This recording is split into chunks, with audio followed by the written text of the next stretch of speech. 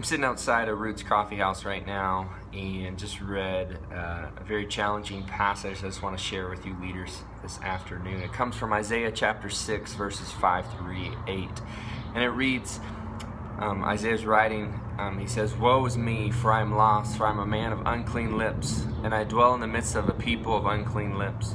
For my eyes have seen the King, and the Lord of hosts of hosts." Then one of the seraphim flew to me, having his hand on a burning coal that he had taken the tongs from the altar.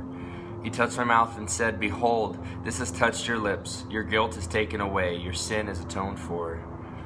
I heard the voice of the Lord saying, "Whom shall I send, and who will go for us?" And then I said, "Here am I, send me." And in listening to a talk recently on this passage from a pastor named Louie Giglio, he mentioned that there's 3 steps in the process for a Christian when he has a true encounter with God. Step number 1 is that Christians, we are stunned when we encounter God.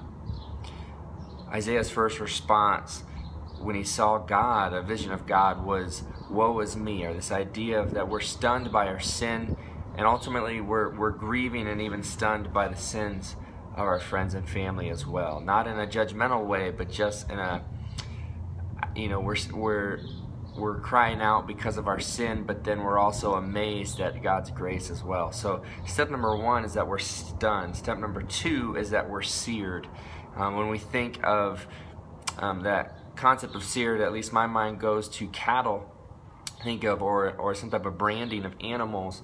But in this case, the searing came from a burning coal from the altar of God, which actually takes away our sin. So in a sense, here we are 2,000 years after the cross, and when we accept the grace of God, we have been seared, or we have been marked with His grace, or branded with a sense of identity in Him.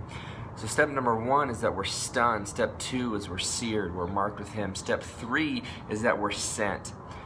It amazes me to think that in verse 5, Isaiah says, "Woe is me." And in verse 8, he says, "Here am I, send me." And so once we're stunned, once we're seared, we're marked with Him, we're sent on a mission to love God with all our heart, mind, soul, and strength, and to love others as ourselves, and to make disciples of all nations. And so, leaders, I want to just encourage you today from Isaiah chapter 6 that wherever you are, I pray that you're stunned by our own sin and by God's grace. I pray that you've been seared with a mark of Jesus, knowing that your identity is firmly planted in Him.